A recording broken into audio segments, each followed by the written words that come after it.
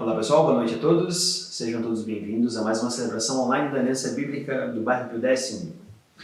E hoje, na nossa celebração, nós vamos falar do último dos pilares da reforma, somente a fé. Então eu quero te convidar a participar de tudo que vai acontecer aqui, do nosso louvor, momento missionário e também do estudo, para que nós possamos crescer sempre em direção a uma fé saudável que realmente leva em consideração todos os pilares para que nosso relacionamento com Deus seja vivo e seja eficaz. Então, nesse momento eu gostaria de orar para nós então darmos continuidade à nossa celebração. Senhor Deus, agradecemos a Ti por esse momento, porque estamos aqui e ainda temos a oportunidade de ouvir a Tua Palavra e de crescer na Tua direção, no Teu amor, na Tua graça, na Tua misericórdia. Então abençoa o que vai acontecer aqui e tudo isso sirva, Pai, para a Tua honra e para a Tua glória. Em nome de Cristo agradecemos. Amém. Então tenhamos todos uma boa celebração. Oi gente, tudo bem? Uma alegria estar conversando com vocês. Nós estamos há 1 ano e 2 meses no Uruguai. Nós viemos aqui com um monte de expectativas, sonhos e pensando como poderíamos servir a Deus aqui. A gente conhecia um pouquinho do que era a realidade do Uruguai nas estatísticas e tristemente elas são verdade. Aquilo que a gente imaginou ou leu sobre o Uruguai é verdade, é o país mais secularizado do Ocidente. Mas Deus está fazendo coisas bem interessantes aqui e graças a Deus a gente tem participado um pouquinho de tudo isso. E apesar de ser um início lento, como imagino que seja a maioria dos inícios, Deus tem aberto várias possibilidades e nós temos conhecido algumas pessoas e surgindo também possibilidade de parcerias. E eu queria te convidar especificamente sobre a última grande parceria que nós estabelecemos aqui no Uruguai. Então, no final do mês, nós estamos mudando para um local onde vai ser a sede da Teach Beyond Uruguai. Então a gente fica muito feliz por poder compartilhar isso com vocês, porque realmente foi um tempo de oração, de pensar, de buscar e de buscar formas de viabilizar esse projeto. Mas nós precisamos da sua ajuda. Nós vamos pagar um aluguel com reformas nesse local que nós vamos mudar, e nós temos um desafio de agora, nesse final de ano, início do ano que vem, de levantar $5.000 para esse projeto. Então, nossa ideia, ano que vem, é começar com treinamentos curtos e de médio prazo lá nesse local, e nosso intuito é fortalecer as igrejas e despertar jovens do Brasil, talvez de outros lugares, para a obra missionária aqui no Uruguai. Então, te convido a orar por isso e, se possível, poder contar com você também com um apoio financeiro. Nós não imaginávamos dar esse passo tão rápido, mas Deus aos poucos tem aberto portas e possibilidades, então participe com a gente. Ore pela progressão do Evangelho, principalmente com os jovens aqui no Uruguai. Se for possível, participe com a gente financeiramente e que Deus te proteja e proteja cada um aí e siga junto. Boa noite a todos. Vamos dar início a mais um momento de louvor das celebrações online da Aliança do Pio X. E para hoje eu separei uma leitura que é o Salmo 138. O texto diz assim: Eu te louvarei, Senhor, de todo o coração. Diante dos deuses cantarei louvores a ti. Voltado para o teu santo templo, eu me prostrarei e renderei graças ao teu nome, por causa do teu amor e da tua fidelidade. Pois exaltaste acima de todas as coisas o teu nome e a tua palavra. Quando clamei, tu me respondeste, deste-me força e coragem. Todos os reis da terra te renderão graças, Senhor, pois saberão das tuas promessas. Celebrarão os feitos do Senhor, pois grande é a glória do Senhor.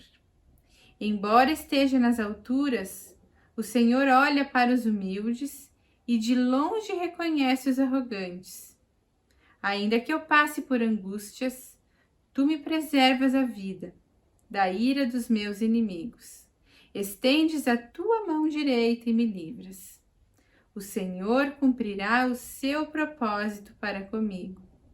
Teu amor, Senhor, permanece para sempre.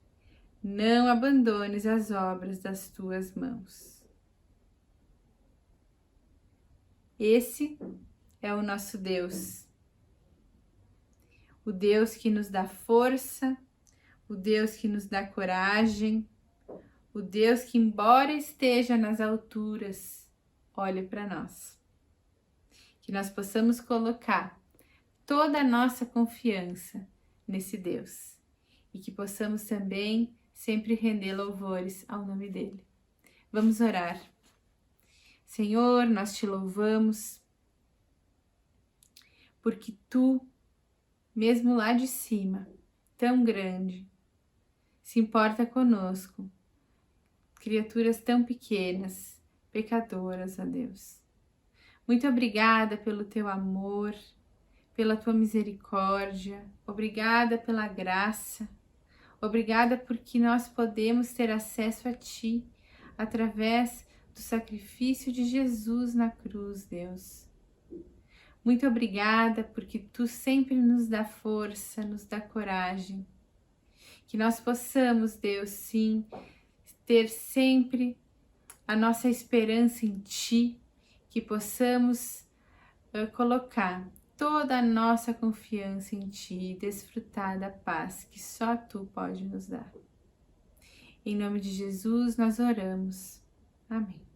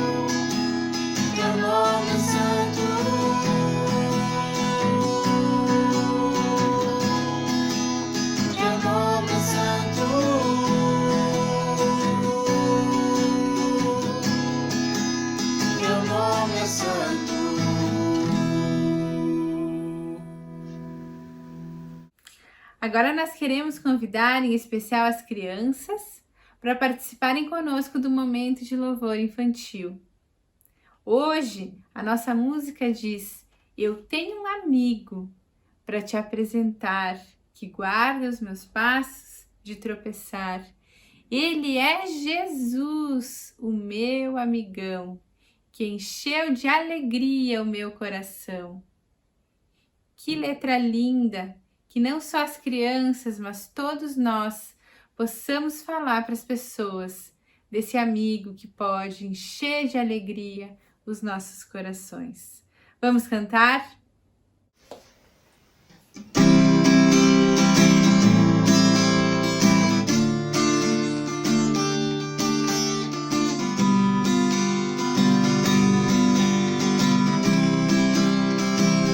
Eu tenho um amigo pra te apresentar, que guarda os meus passos de tropeçar,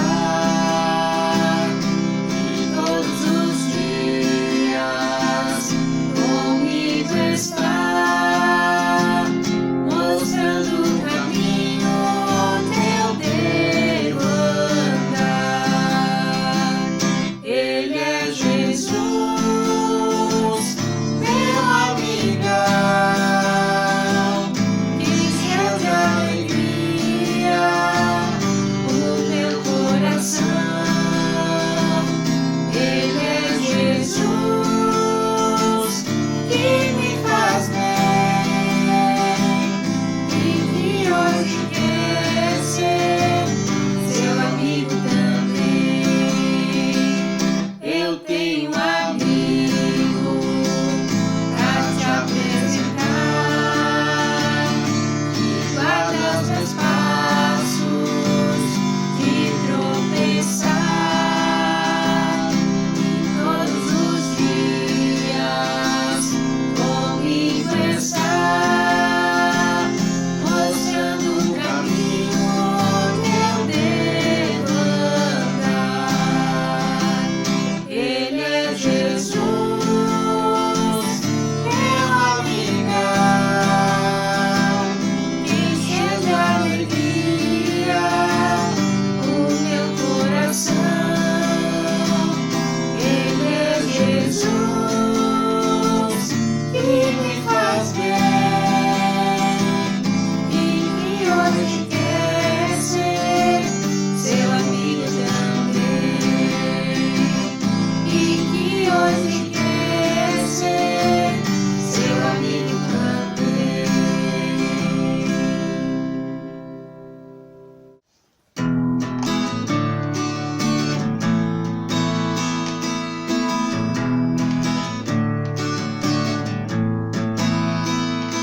Posso ouvir o som celeste que liberta o coração. Vai crescendo a intensidade dessa nossa adoração. Te entrego tudo que sou, declaro que és meu Senhor, pois tu és tudo para mim, razão de estar aqui, prostrada aos teus pés. Eu vim, mas Espírito chamou, o véu já se rasgou, eu sou livre para adorar. Sinto teu poder celeste, me traz cura e oração. Tua compaixão fluindo, dando paz ao coração.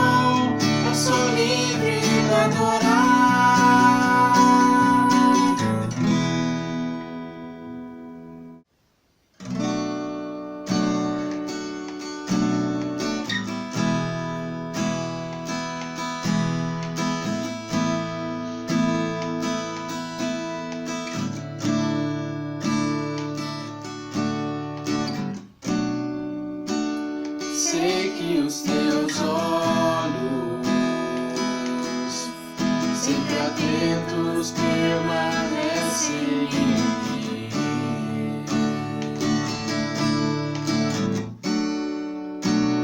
E os teus ouvidos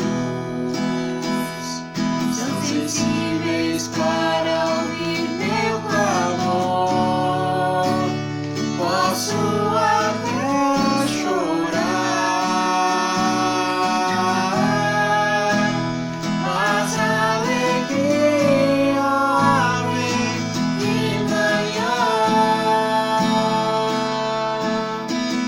És Deus de perto e não de longe, nunca mudaste, tu és fiel.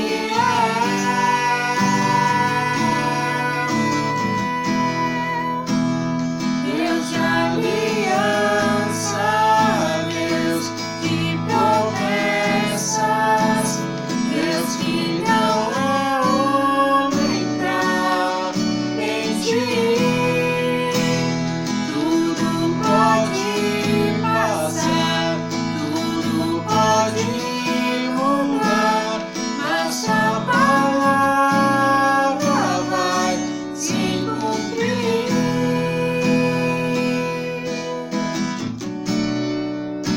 Sei que os teus olhos, sempre atentos, permanecem em mim.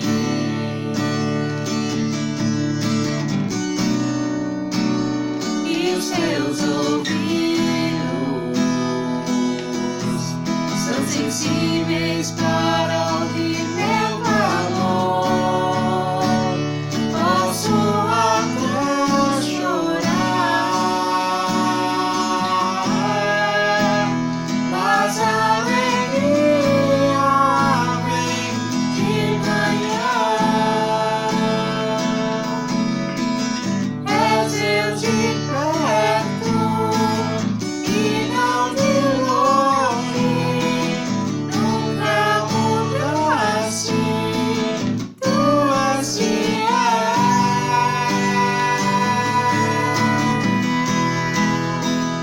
Deus de aliança, Deus de promessas, Deus que não é homem pra mentir.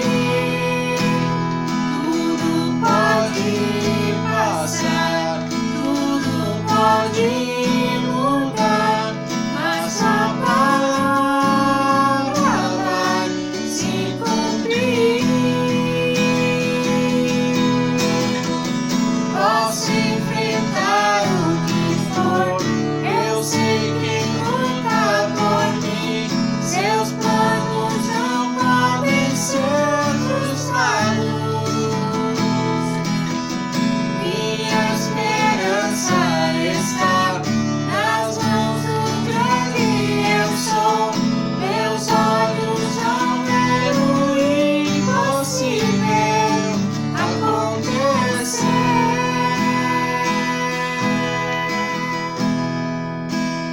Deus de aliança, Deus de promessas, Deus que não é homem pra mentir.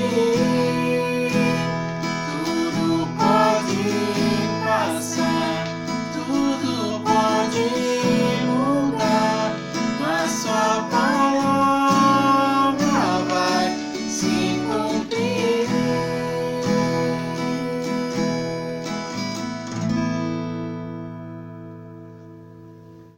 Vamos orar. Senhor, nós te louvamos, Deus, porque Tu és um Deus fiel, porque Tu és um Deus de amor, um Deus que é o nosso refúgio, a nossa salvação, a nossa esperança, Deus. Que bom nós sabermos que podemos até chorar por uma noite, mas a alegria vem pela manhã. Tu renovas as nossas forças a cada dia, Deus. Muito obrigado porque em meio a todas as circunstâncias, nós podemos saber que Tu estás conosco, que Tu és soberano sobre todas as coisas, que Tu tens o controle de tudo e que nós possamos ter paz e estar seguros, porque Tu estás conosco, Deus.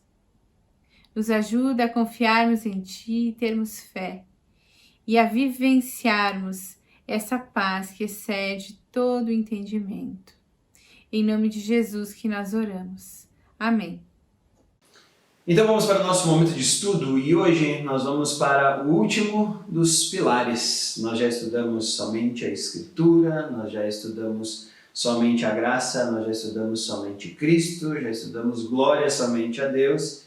E hoje então nós vamos conversar sobre somente a fé. Primeiro de tudo nós precisamos identificar o que é fé. Eu tenho percebido que muitas vezes nós temos um problema em que nós usamos a palavra fé onde não deveríamos usar, como por exemplo em um momento de esperança. Às vezes a pessoa diz, eu tenho fé, mas na verdade o que ela quer dizer é que ela tem esperança. Então eu quero que a gente olhe para a Bíblia e veja o que realmente é fé. E para isso eu quero que você abra a sua Bíblia no livro de Hebreus, no capítulo 11. E no versículos 1 e 2, nós temos uma boa descrição do autor de Hebreus a respeito do que é fé. O autor fala assim, em Hebreus 11, 1 e 2. Ora, a fé é a certeza daquilo que esperamos e a prova das coisas que não vemos. Pois foi por meio dela que os antigos receberam um bom testemunho. Aqui nós temos então uma descrição do que é fé. E a fé, diferente do que a gente escuta na sociedade aí, então, ela não é uma esperança. Não uma esperança, pelo menos vaga. Ela é uma certeza, porque ele diz aqui a fé é a certeza daquilo que esperamos. Então a fé, ela não é um pensamento positivo, como muitas vezes as pessoas usam, não, eu vou ter fé. Como se fosse assim, não, eu quero aquilo, eu vou ter fé. Ela não é um pensamento positivo, e a fé também ela não é um salto no escuro. Ela não é algo que você não sabe o que vai acontecer. É por isso que eu digo que às vezes, quando você espera que alguma coisa aconteça, não diga, eu tenho fé. Diga apenas, eu tenho esperança. Eu espero que aquilo aconteça. Porque a fé, ela não é um salto no escuro. Eu lembro de uma música nos anos 80, do Paralamas do Sucesso, que falava sobre várias situações em várias comunidades pobres do mundo inteiro, né? Tinha Alagados, Terçtal, Favelas da Maré, favelas de vários lugares do mundo. E aí ele fala que a esperança não vem do mar, vem das antenas de TV, daí ele termina o refrão dizendo assim, a arte de viver da fé, só não se sabe fé em quê. Essa não é a fé bíblica. A fé bíblica ela sabe exatamente onde ela está colocada. É por isso, então, que o autor vai dizer que fé é a certeza daquilo que esperamos e a prova das coisas que não vemos. Então a fé ela tem um objeto. E o objeto da fé é qual? É Deus. Deus é o objeto da nossa fé. Aquilo que ele fala, aquilo que ele diz. Então Deus é o objeto da nossa fé e além de um objeto, a fé também tem uma base. Qual é a base? A Bíblia. A Bíblia ela é a descrição das promessas que Deus deu. Então a base da nossa fé está na Bíblia e na certeza que Deus nos dá a respeito da sua revelação aqui. E o objeto dessa fé é que Deus vai fazer o que Ele disse que vai fazer. É assim que funciona a fé. Agora também não confunda a fé como algo sem qualquer tipo de percalço. Porque a fé ela tem sim altos e baixos. A fé às vezes ela questiona, a fé às vezes ela sofre, a fé às vezes geme. Por quê? Porque nós somos humanos. E apesar de colocarmos fé, ainda assim nós precisamos de uma ajuda divina nesta fé. Eu lembro de vários personagens bíblicos, entre eles, por exemplo, Elias, um homem de fé, que passou por um momento de questionamento, de profunda depressão, para que Deus voltasse a ativá-lo, dizendo, Elias, querido, eu tenho um trabalho para ti, vamos lá, se recomponha e faça aquilo que eu planejei para você fazer. Acredite que eu sou o vencedor. Então, a fé, ela não é vazia, a fé ela não é um salto no escuro. A fé tem um objeto que é Deus e ela tem uma base que é a Bíblia. Ao mesmo tempo, a fé pode sim questionar, a fé pode sim sofrer, a fé pode sim gemer, mas fé é uma convicção daquilo que a gente espera. Eis a nossa fé. Então, dito isso agora, é interessante saber que os reformadores, ou aqueles que estudaram depois dos reformadores os seus textos, estabeleceram somente a fé como um dos principais pilares pelos quais nós desenvolvemos um relacionamento com Deus e um relacionamento de aproximação com Cristo. Então a fé em Deus, a fé correta, ela é a única forma que nos ajuda a nos apropriarmos da salvação que Deus estabeleceu. É por isso que um dos pilares é somente por fé. E eu, para isso ser explicado, gostaria que você abrisse a tua Bíblia agora no livro de Romanos. Nós vamos ler o capítulo 3 do livro de Romanos, do versículo 19 até o versículo 31 do livro de Romanos, ok? Então, abra sua Bíblia e acompanhe o texto aqui que eu vou ler. Paulo continua a sua descrição, desde o versículo 9 ele vem com uma tese que é ninguém é justo, e aí então a tese culmina no versículo 19 dizendo assim: sabemos que tudo o que a lei diz, o diz àqueles que estão debaixo dela, para que toda boca se cale e todo mundo esteja sob o juízo de Deus. Portanto, ninguém será declarado justo diante dele, baseando-se na obediência à lei, pois é mediante a lei que nos tornamos plenamente conscientes do pecado. Mas agora se manifestou uma justiça que provém de Deus, independente da lei, a qual testemunham a lei e os profetas. Justiça de Deus, mediante a fé em Jesus Cristo, para todos os que creem, não há distinção, pois todos pecaram e estão destituídos da glória de Deus, sendo justificados gratuitamente por sua graça, por meio da redenção que há em Cristo Jesus. Deus o ofereceu como sacrifício para propiciação mediante a fé, pelo seu sangue, demonstrando a sua justiça.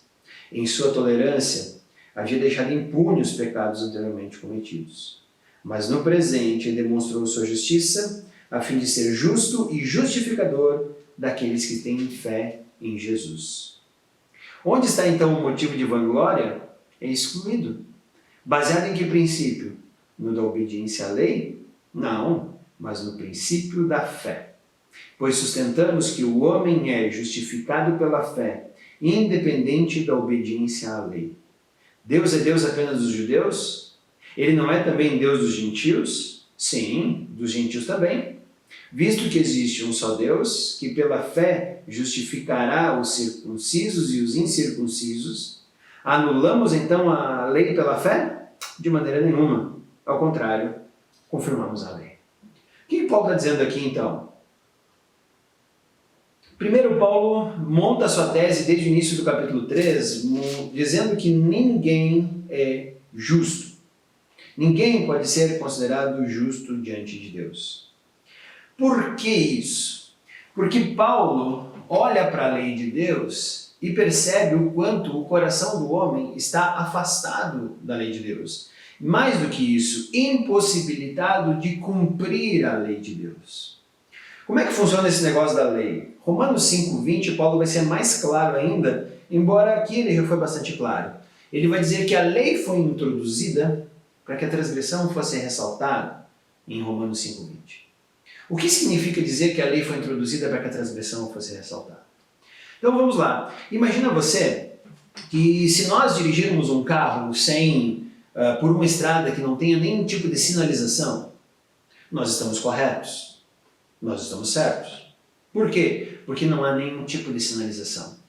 Se eu vou colocar o meu carro a 150 por hora, eu estou correto, eu não estou acima de limite de velocidade. Por quê? Porque não há nenhuma placa dizendo o limite de velocidade dessa rodovia.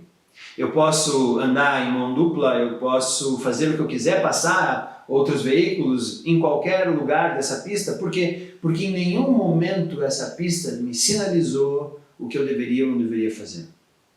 Então é assim que funciona a vida sem lei. Agora imagina você que eu estou passando por essa mesma estrada e de repente eu olho uma placa, fundo branco, 2 letras em preto, 8 e o 0, e um aro vermelho ao redor dessa placa. O que está me indicando? Que 80 km por hora é a velocidade máxima permitida nessa rodovia. Eu encontro alguns sinais no chão, 2 linhas paralelas, que por vezes se torna tracejada, me indicando os locais em que eu posso ou não fazer uma ultrapassagem de forma segura.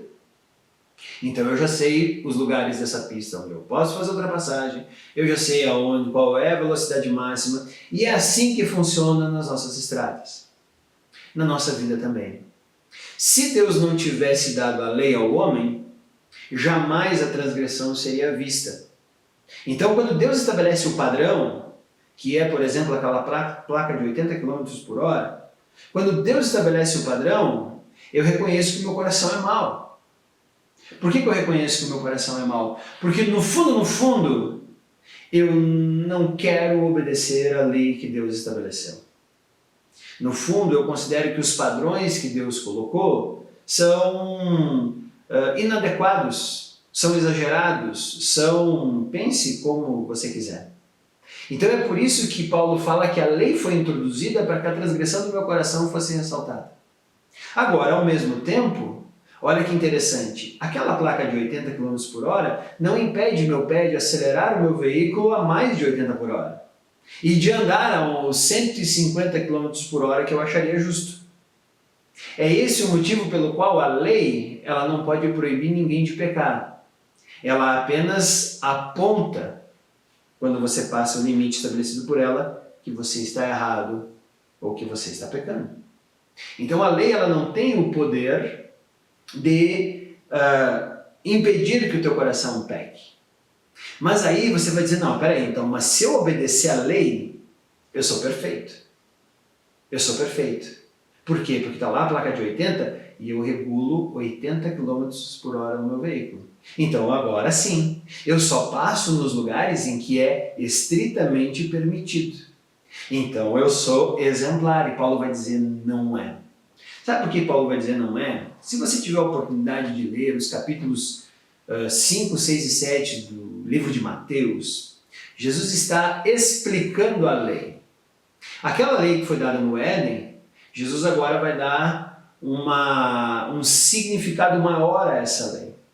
E sabe o que Jesus vai dizer? Ele vai dizer o seguinte, não basta obedecer a placa de 80 km por hora.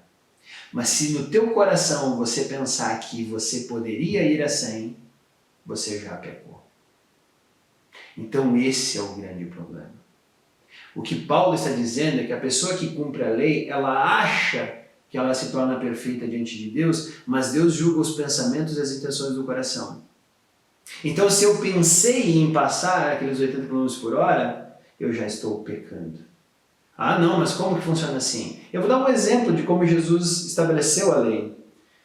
Ele disse assim, vocês ouviram o que a lei diz.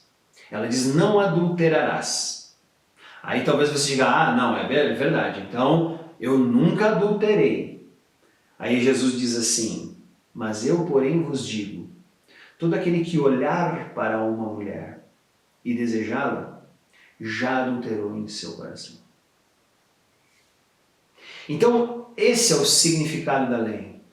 Não basta nós obedecermos a lei para nos acharmos justos, porque no fundo, o nosso coração vai estar pronto para dar um jeitinho na lei a qualquer momento, e isso nos torna pecadores. É por isso que Paulo fala, ninguém é justo diante de Deus.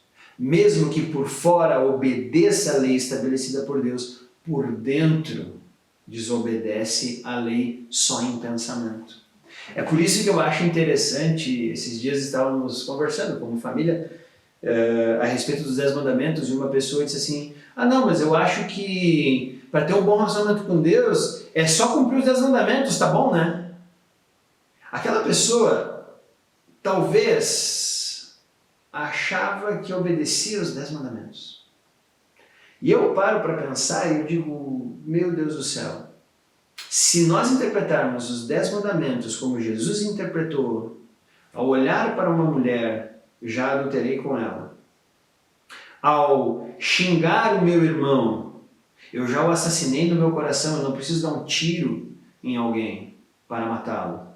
Jesus disse que eu só preciso ficar irado o suficiente para xingá-lo e eu já assassinei. Então, adultério, assassinato. Jesus fala que nós deveríamos amar os nossos inimigos, não só os nossos amigos, porque isso nos faria perfeitos diante de Deus. Tem alguém que acha que é fácil cumprir os 10 mandamentos? Vamos pegar o primeiro deles, não terás outros deuses diante de mim. Êxodo 24. E muitas vezes nós colocamos muitos outros deuses acima de Deus. E não precisamos construir uma estátua para termos deuses acima de Deus. Basta apenas eu adorar a mim mesmo antes de Deus, basta eu adorar o dinheiro acima de Deus, basta eu adorar os meus bens materiais e eu já estou colocando deuses acima de Deus. Será que é fácil cumprir os 10 mandamentos? Obviamente não. É por isso que eu digo que a pessoa que não conhece a si mesma, ela pode até achar que ela está obedecendo os mandamentos de Deus, as leis de Deus. Ela pode até estar iludida, dizendo assim, não, mas eu acho que eu cumpro tudo isso. Mas na verdade, eu acho que a pessoa que vive uma vida no legalismo e acha que ela está fazendo tudo certo, ela não percebe que ela pensa já diferente de Deus. A pessoa que vive dessa forma, ela não tem consciência do seu próprio pecado. Ela não tem consciência de Deus. E, na verdade, espiritualmente, ela não tem consciência de nada, porque se ela não tem consciência de quem é Deus e ela não tem consciência do seu próprio pecado, como vamos fazer alguma coisa? Então, Paulo está dizendo que a lei foi introduzida para que o pecado fosse ressaltado no nosso coração, para que nós víssemos o quanto nós somos carentes e necessitados da ação divina e, ao mesmo tempo, incapazes de nos tornarmos justos diante de Deus.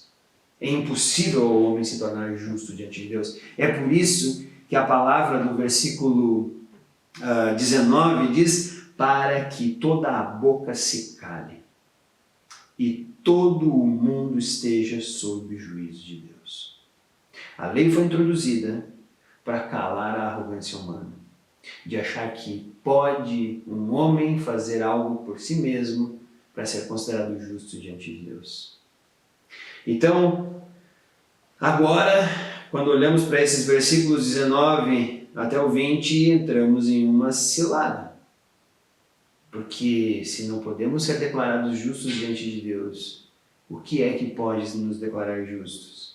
E aí então entra o versículo 21, onde Paulo usa essa palavra mas, ou seja, agora então, já que nenhum homem pode se tornar justo, então ele fala assim, mas agora se manifestou uma justiça que provém de Deus. E o mais interessante é que essa justiça é independente da lei. Independente. É uma justiça de Deus, versículo 22. É uma justiça de Deus mediante a fé em Cristo para todos os que creem. Não há distinção. Então agora, Paulo vai dizer que o único que tem poder de declarar se quem é ou não é justo é o próprio Deus. Deus é o único capaz de dizer que alguém é justo. É muito difícil para nós aqui, como seres humanos, tentando alcançar a nossa própria justiça, chegar em um momento e dizer assim, bom, olha, eu acho que eu já estou justo. Acho que me justifiquei. Acho que está tudo tranquilo. Na verdade, Deus é o único que pode dizer se é justo ou não. E aí, então, agora, Paulo vai falar o seguinte, já que ninguém pode se tornar justo diante de Deus, Deus agora vai operar uma nova justiça, independente da lei. Então, Deus nos torna justos não pelo quanto obedecemos à lei, Aqui diz que Deus nos torna justo, versículo 22, mediante a fé. Esse é o valor da fé para nós. Então nós só nos tornamos justos mediante a fé em Jesus Cristo. Aí sim, agora, nós temos uma justiça que é independente da lei, que Deus agora nos torna justos por meio do sacrifício do seu Filho. Já falamos sobre somente Cristo. Já falamos sobre somente a graça. Se você não viu, acompanhe, volte aí as celebrações anteriores e você vai entender o sacrifício de Cristo, você vai entender a graça. Mas agora, então, a ênfase aqui está na fé. É uma oferta movida pela graça de Deus, baseada no sacrifício de Cristo, que só pode ser apropriada por nós mediante a fé. É interessante isso, que no versículo 25, Paulo fala assim: Deus o ofereceu como sacrifício para propiciação.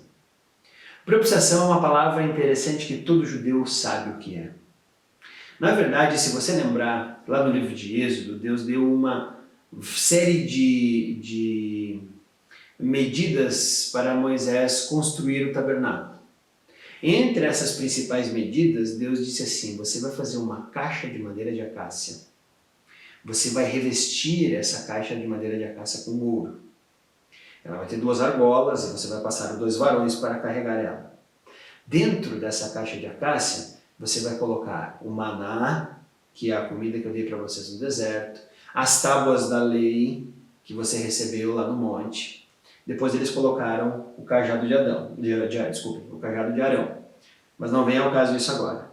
Aí Deus fala assim para Moisés: você vai fazer uma tampa para essa caixa. Você vai revestir essa tampa de madeira de ouro. E você vai colocar 2 querubins sobre essa arca. Ali, na tampa da arca, quando você derramar o sangue que as pessoas ofertarem pelo pecado, ali eu me encontrarei com você.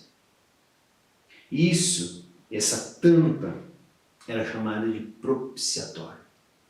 Então agora, quando Paulo usa a palavra que Cristo é a propiciação para os nossos pecados, qualquer judeu entenderia que Jesus Cristo agora se tornou a tampa da arca que recebe aquele sangue, e à medida que isso acontece, o pecado recebe a sua devida justificação diante de Deus.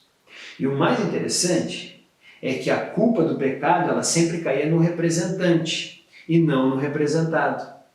Todo judeu um dia vinha com um cordeirinho, entregava aquele cordeiro aos cuidados do sacerdote e a morte vinha àquele cordeiro. E o sangue daquele cordeiro era colocado sobre o propiciatório da Arca da Aliança. A culpa recaía sobre o cordeiro. E não era mais considerado pecador o representado por aquele cordeiro. Entende o que acontece conosco hoje? Quando Jesus se torna a propiciação para os nossos pecados, toda a culpa do nosso pecado recai sobre Jesus Cristo. Ele se torna o Cordeiro de Deus que leva o pecado. Então toda a culpa cai sobre Cristo. E a nós o que é dado, nós somos declarados justos por causa do sacrifício que Ele operou. É aí que está a justiça de Deus agora. É uma justiça que Deus manifestou e ela é independente da lei, conforme diz o versículo 21. Então, ninguém é declarado justo diante de Deus. Apenas Deus pode declarar justo aqueles que acreditam no sacrifício feito por Cristo, que torna pecadores inocentes diante de Deus. O sacrifício de Cristo anuncia a ação de Deus de fazer justiça e tornar-nos, cada um de nós que crê em Cristo, santos, inculpáveis. E agora nós somos declarados justos. Agora vamos olhar para o versículo 25 ao 31, que é a conclusão do... 25 ao 31, desculpa, o 27 ao 31, que é a conclusão desses versículos. Aí agora Paulo vai dizer, onde está então agora a vanglória?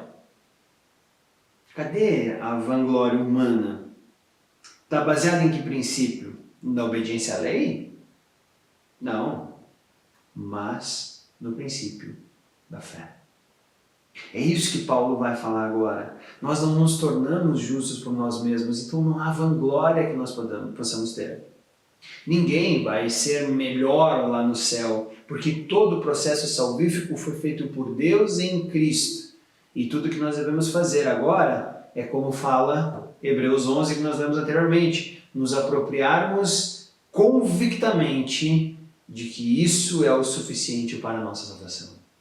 E é por isso então que a nossa salvação ela só se dá, ela só é apropriada de forma devida por meio da fé e nenhuma outra coisa. Imagina que você está no deserto. Você está no deserto já há 2 dias, passando fome e sede. Você não tem mais nenhuma esperança, não há mais nada a ser feito. Você vai sucumbir à morte. O sol vai queimar o teu corpo e a fome vai devorar você por dentro. A sede vai levar você à plena exaustão. Teu corpo vai entrar em colapso e em pouco tempo você estará morto. Mas eis que alguém chega, monta uma mesa. Nessa mesa coloca todos os tipos de sucos que você pode pensar. Coloca um monte de frutas frescas e começa a servir pães, geleias, frios. Monta um banquete na sua frente. Você está à beira da morte, lembre-se disso. De repente essa pessoa vem e monta tudo. Você não tinha graveto, você não tinha como fazer fogo, você não tinha como caçar alguma coisa, você já estava fisicamente inutilizado, psicologicamente abalado, e de repente vem alguém e lhe dá essa oportunidade. Mais do que isso, monta uma grande barraca ao redor dessa mesa, fazendo uma sombra, dizendo para você, venha e coma. O que é a fé? A fé é apenas eu olhar para aquilo, reconhecer que eu não poderia fazer nada por mim mesmo e me apropriar desse banquete que foi colocado na minha frente. Eu não tenho mérito nenhum, nem em tê-lo feito, nem em tê-lo exposto ali. Eu não tenho mérito em nada, a não ser um agradecimento eterno a essa pessoa que veio em meu favor. Então é por isso que a salvação ela jamais vai ser humana, mesmo que a palavra fé tenha alguma conotação de então o ser humano tem fé, e quando alguns teólogos chegaram a esse ponto meio bizarro, eu diria assim, dizendo assim, se é a fé que o homem vai depositar em Cristo que o salva, então o homem é que salva a si mesmo, porque a fé vem dos homens. O homem que conhece a sua verdadeira situação descobre que ao comer do banquete de Cristo, a fé unicamente é o meio pelo qual ele foi movido até aquela mesa, sem qualquer mérito que ele reconheça nele mesmo. Na impossibilidade total que ele tem de saber que ele poderia ter feito aquilo por ele mesmo. Não tem como. Então, agora Paulo vai dizer então que toda vanglória humana cai por terra. Por quê? Porque agora o princípio da fé é o que passa a valer e nos fazer experimentar o banquete divino. Então a fé é a única forma correta de apropriarmos-nos da salvação. Por isso que o pilar que nós vamos falar hoje, somente a fé.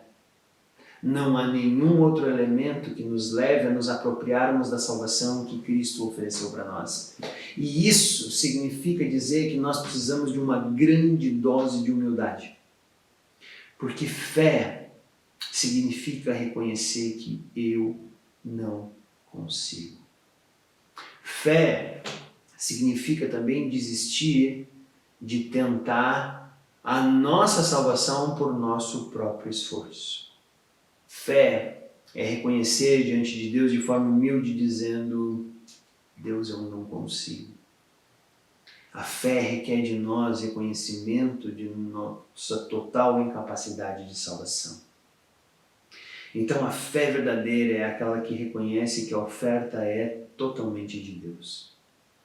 Ao mesmo tempo, a propiciação dos nossos pecados está baseada totalmente em Cristo, que desvia a ira de Deus e agora remove a nossa culpa. Fé é a única forma de dizer eu creio que a propiciação do meu pecado está em Cristo e em nenhum outro lugar mais. A fé verdadeira, ela exclui toda a vanglória humana. A fé verdadeira, ela revela que o homem não salva a si mesmo. E o mais interessante é que Paulo fala aqui que não vai ter judeu e não vai ter gentil, não vai ter nenhum tipo de diferenciação. Porque se Deus fosse um Deus apenas da lei, o judeu estava salvo, ele ia cumprir a lei. Mas como não é pela lei, mas sim pela oferta graciosa de Deus apropriada pela fé, então agora judeus, não judeus, circuncisos e incircuncisos, todos eles estão lá na presença de Deus, inclusive você e eu. Então, esse é o pilar da fé. Nós precisamos ter fé. E diferente da música que nós ouvimos, só não se sabe fé em quê, nós sabemos que temos que depositar nossa fé em Cristo. Tão somente no sacrifício de Cristo. Com isso, nós encerramos os 5 pilares pelos quais a Igreja Reformada tem andado pelos séculos. 1. Somente a Escritura. Ela é a única forma que Deus tem de revelar-se a nós, seres humanos. Não há nenhuma revelação divina que não esteja na Escritura, que é a Bíblia. 2. Somente a graça. Tudo o que levou Deus a mover a sua salvação foi o seu amor e a oferta graciosa que Ele vai fazer ao homem por salvação. Homem nenhum é capaz de fazer Deus sentir graça, mas pela graça, Deus estende a sua salvação a todos nós. Somente Cristo. Não há outro que possa interceder pela nossa salvação. Não há nenhuma outra forma. Não há ninguém mais que já existiu ou venha a existir que possa interceder por nossa salvação, porque a única propiciação dos nossos pecados é o sangue de Cristo. Ninguém vai interceder de forma diferente. Então nós precisamos entender que a nossa salvação está somente em Cristo. Isso tudo serve para glória somente de Deus e ninguém mais. É excluída toda a vanglória humana e é excluído todo tipo de glória que não seja dada a Deus, porque nossa salvação está exclusivamente para a glória de Deus. E por fim, somente a fé. É a única forma apropriada de colocarmos confiança na promessa desse Cristo que foi propiciação para os nossos pecados. Desses 5 alicerces, a igreja jamais vai poder se desviar. Qualquer desvio de qualquer uma dessas é um desvio pleno da verdade. Por exemplo, se nós não crermos na Escritura ou crermos na Escritura em alguma outra coisa, desviamos a nossa caminhada cristã. Se a nossa salvação não está somente em Cristo, ela vai estar em qualquer outro lugar. Ou até podemos achar que talvez alguém possa interceder por nós diante de Deus. Mas o único que é a propiciação dos nossos pecados é Cristo. Somente a graça. Se nós não entendermos que a salvação é uma oferta graciosa de Deus, nós vamos achar que tem alguma coisa aí que nós podemos fazer e mover. A única coisa que levou Deus a nos salvar é a sua própria graça. Se nós dermos glória a qualquer coisa que não seja somente a Deus, também vamos desviar porque foi Ele que operou todo esse processo de salvação. E se a nossa fé não estiver exclusivamente na cruz de Cristo, nós também seremos desviados da nossa fé verdadeira. É por isso que no século XVI e XVII se levantaram pessoas que questionaram o seu cristianismo e puderam olhar para as Escrituras e dizer: estamos fazendo algumas coisas erradas. vem todo um processo chamado de processo de reforma, e agora a Igreja Reformada, com o tempo, ganha os seus 5 pilares. Somente a fé, somente a graça, somente a Escritura, somente Cristo e glória somente a Deus. Então, semana que vem, nós vamos fazer o fechamento de todos esses 5 solas para que nós compreendamos como a nossa fé deve ser bem fundamentada, para que não nos desviemos e tenhamos um relacionamento vivo com Deus. Então, tenhamos todos uma boa noite e aproveitem o resto do nosso domingo.